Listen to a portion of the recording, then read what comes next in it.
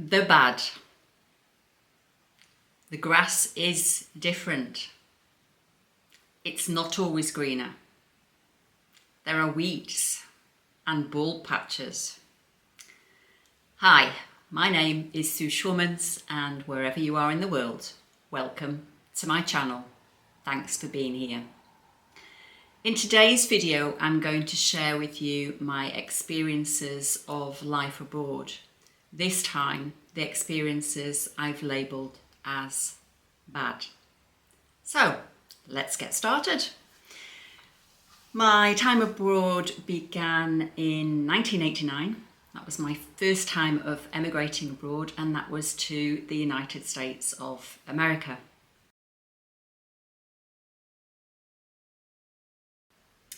Let's look at the professional side first in terms of what I've classed as bad.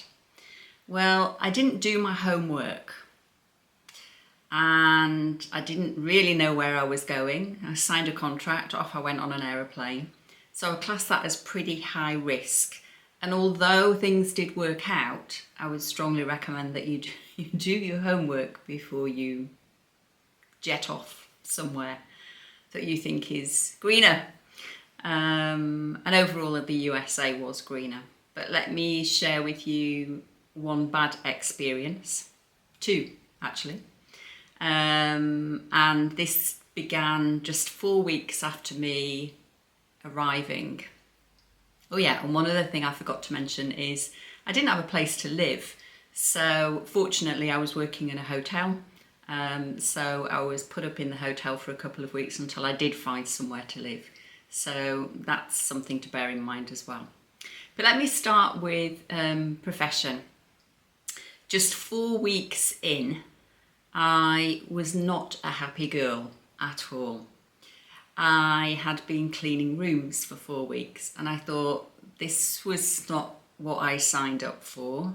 I am not going to be spending a whole year here on an education visa cleaning rooms. Sorry, but no. So I complained, and quite rightly so. The problem was when I complained, the rest of the team got wind of this. They learned about it and they were not happy because they saw me as an outsider who was coming in and in essence stealing their job, because what was decided was that I would go on a department development program. So I'd work my way through the department, taking on board various jobs. So they weren't happy because they saw it as me stealing their promotion opportunities. And it was one lady in question that kind of stirred things up. And she called a meeting with the management. I was not invited, but again, me being me, I was not happy about that. So I gate crashed the meeting and I stood up for myself and I said, no, this is not right. As it was, I did get put on the development program. Hoorah! I don't know what would have happened if that hadn't occurred, but it didn't. So I was on the development program. I had challenges, if you like, working with this particular individual and managing her, which I did because I ended up being the supervisor. But you know, you get through these things. And what was really interesting was that at the end of my time working there, she came up to, they organised a leaving party for me. And she came up to me and said, Sue, I have learnt so much from you, thank you. And I'm sorry I gave you a hard time in the beginning. All credit to her, fantastic. And in return, I thanked her as well because I had learnt a lot from her in terms of conflict management. And yeah, so it was a real win-win for both parties, even though it was a very bumpy start. So be careful what you sign up for and make sure that you stand up for yourself if things don't turn out the way that you had envisaged when you start work. The other point that I've categorised as bad, and it's not really bad, but it's to bear in mind that all good things come to an end. And I was on a visa, it was just for 1 year, and I had to return back to the UK. And I genuinely did not want to. I fell in love with where I was living, the people that I was working with. So it was a very emotional ending. So bear that in mind as well when you are embarking on life abroad. It potentially will end at some stage if you choose to, or if you have no choice but have to go back home. So it was heartbreaking. Connections wise, I recall mentioning in the last video, which was about the good, that my network came from my work colleagues. I did not have any people in my network who were locals outside of work. Now on this occasion that wasn't too much of an issue because I would socialise and we'd go out and go to the Boston Red Sox baseball game with members of the team that I was working with. But outside of that, had I not been able to socialise with my work colleagues, I would have had nobody, and I would have probably struggled to find somebody locally or people locally to network with, because I was working in an industry that required you to work early shifts and then late shifts. It was just, that's kind of the norm in the hotel and catering industry and other industries as well, but it does make it difficult to socialise outside of work. The other thing that came to light concerning connections was, yes, family and friends came to visit, which was great, but over a period of time I was losing contact with old friends back in the UK because they were getting on with their own lives, I was getting on with mine. So the strength of the relationship was kind of faltering somewhat. So bear that in mind as well. So those were my bad experiences concerning connections. The other experience that I've categorised as bad is really related to climate. You may recall seeing in the last video me putting up a picture of me by the beach, icy cold, lots of snow. It's really important to have the right clothing. Yes, I went out and bought some snow boots because it was absolutely necessary, but I didn't necessarily on this occasion have the right jacket on. And as you can see from the picture, I was freezing cold. So it's important to have the right clothing wherever you are in the world, whether that's a really hot climate or a really cold climate. Bear that in mind. And the other thing on this is not to do with climate, but it's really about travel, is I had an ID card for Rhode Island. That ID card is valid in Rhode Island. It's not valid in the other states. So bear that in mind, particularly if you are looking to relocate to the United States. You need to really have your passport with you at all times, because otherwise this can be quite shocking. And on this occasion, I couldn't go to Canada to see the Canadian side of the Niagara Falls. So that's my take on the bad experiences that I had, should I say, within the United States of America. Moving on to Norway. Let's have a look at the bad experiences that I encountered while I was living in Norway. I moved to Norway in 2003 to live with my now husband, who's originally from the Netherlands. We'd met on holiday. I quit my job as HR director. I sold my home. I left my family and friends behind. So I just left everything and moved to Norway. On the professional side, I'd already decided that I wanted to run my own business, which is what I did. And I was growing my business in the background in terms of gaining clients within the United Kingdom, and that was quite challenging. But the main challenge with regard to that was I was working from home. And when you're doing that, you can feel isolated and you are pretty much alone. So you need to get out and you need to socialise, go to networking events. And I say this because I know a number of expat partners who relocate abroad and not being able to find work, they choose to run their own business.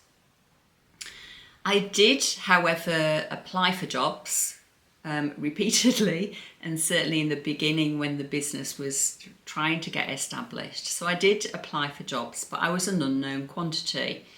And the employers either didn't understand or chose not to understand my background, my experience, my qualifications. So all I got was no, no, no, no, no to countless applications that I was sending out. And I actually know that situation hasn't changed a lot within Norway, because I'm still in contact with people there, and I see lots of posts on LinkedIn that I'm quite active with as well about people trying to find work there. The upshot of this in terms of bad is that my background is in human resources. So had I done my homework, I would have realised that Norway is a pretty small country, not in terms of physical mass. It's a very long country, but it's a small country in terms of opportunities within my profession, human resources. There are international companies, but they're in the main human resources people manage the whole HR function. There's probably just one of them, and they're managing the whole employment cycle from hiring, recruitment, all the way through to termination to firing. So it was important to understand, to know the language, of course, and also to understand the employment legislation all the way through the employment cycle. And I, in the beginning, did not have that. Plus, I identified that Norway was a highly educated society, and actually having a master's degree was just a standard. It was the base, it was the foundation, it was a must have, and at that stage I didn't have it. So what happened when I was applying for jobs is it was always we put the natives first. So that was the bad experiences that I had with regard to applying for work in Norway. Let's now have a look at connections, building a network. As I mentioned earlier, running your own business, you can be quite isolated, so you do need to get out and about, and I did. After a year or so, I joined an international networking group and another, I think it was member of two, and that really helped with regard to my networking and meeting other people, like-minded people who were in the same boat. But I do recall all the time that I was there, and it was 13 years, that I had one Norwegian close friend, and that was my neighbour, who was great. And I had a number of Norwegian contacts within the international networking groups, but apart from that, there was nobody. And the other thing that compounded that, when I eventually did find a work within a corporate business, was I recognised that networking with people that you work with was just not done. Social events were kept to Christmas parties and other work-related events, but you didn't socialise with the people that you worked with. It was part of the culture. So gaining friends outside of work was really difficult, aside from networking with other internationals. The other thing with regard to connections is about the cultural differences. And I'd just like to share something with you, a paragraph in my book, Sink Then Swim, How to Survive Life's Most Stressful Situations When Living Abroad, which has a whole chapter on sinking and swimming related to life abroad before you go into the stressful situations. And in here I wrote a paragraph that kind of explains how Norwegians are. So let me just share that with you. Despite doing my utmost to be polite and friendly, I discovered that Norwegians are private people. Making eye contact and engaging in conversation with my neighbour, this is a different neighbour, not the one that became a friend. Making my contact and engaging in conversation with my neighbour when we were on the bus together was pointless. Sitting alone, it was clear she did not want to be disturbed. They are very private people, so trying to crack open, if you like, the shell of a crab was very difficult. So cracking open the outer shell of Norwegians I found difficult. So gaining connections within Norway with the locals was not an easy task at all. Moving on to language.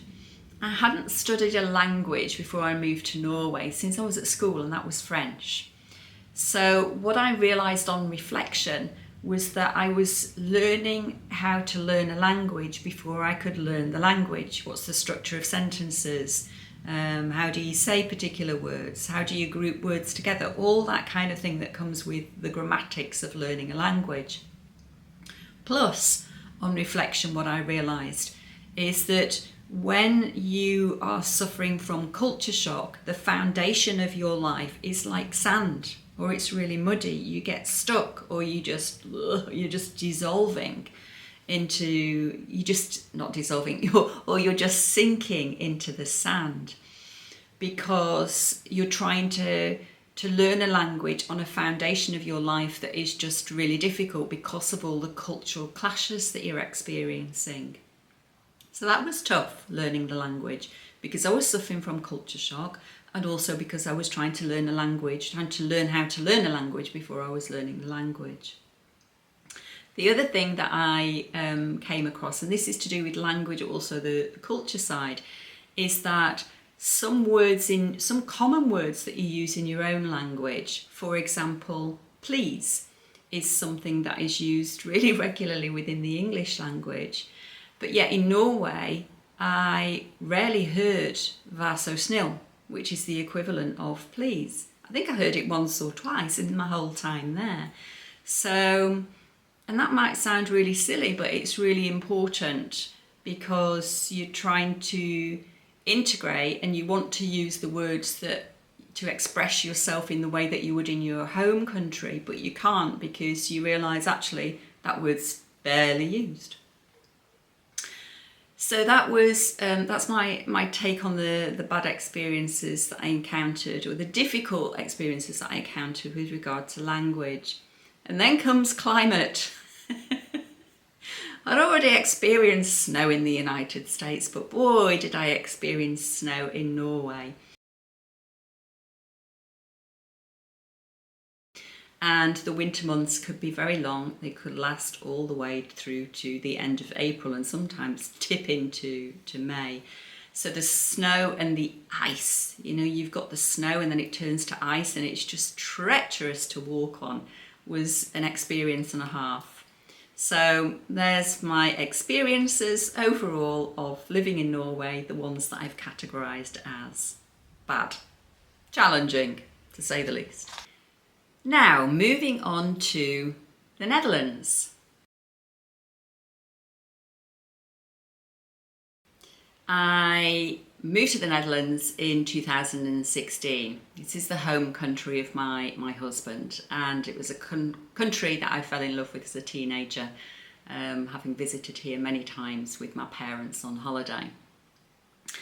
So let's have a look at the experiences that I've classed as bad related to me living here in the Netherlands. So let's start with profession. I have run my own business here in the Netherlands. And again, like in Norway, when you're running your own business, you're working from home in the main, and that restricts your social life. So you need to get out and about, you need to have hobbies, you need to socialise with the locals, you need to attend networking groups to build your network.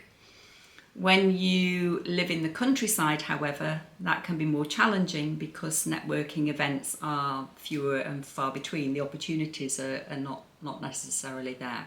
And we live in the countryside as opposed to the Randstad area, which is where the bulk of the people in the Netherlands live. So running your own business, working from home can restrict your social network. And if at any one given point in time you are looking to work within an organisation, bear in mind if your connections are limited or they're limited to internationals, you may struggle to get your foot into the door concerning finding work. And I know this from other people that I've worked with, because I've done career coaching and intercultural coaching and training here in the Netherlands. So I've worked a lot with internationals emigrating to the Netherlands.